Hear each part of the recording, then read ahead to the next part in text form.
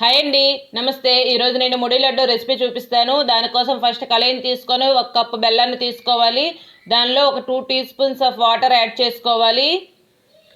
Add చేసుకుని బెల్లం మంచిగా కరిగి లైట్ థిక్ పాకం వస్తే సరిపోతుందండి. ఇలా వీడియోలో చూపించినట్లు వచ్చిన వెంటనే 3 కప్పులు మిరియాలను యాడ్ చేసుకోవాలి. దీన్నే ఫ్లఫ్డ్ రైస్ అని కూడా అంటారు.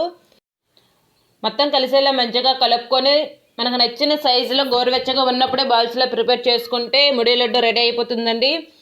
ఒకప్పుడు వింటర్ సీజన్ వచ్చిందంటే చాలండి, ప్రతి ఒక్క వీధుల్లో దీన్ని తెచ్చి అమ్మేవాళ్ళు. ఇప్పుడు వీళ్ళ సంఖ్య కూడా చాలా తగ్గిపోయింది. దీనిని మనం బెల్లంతో చేస్తాం కాబట్టి చిన్నపిల్లలు సైతం ఎవరైనా తినొచ్చు.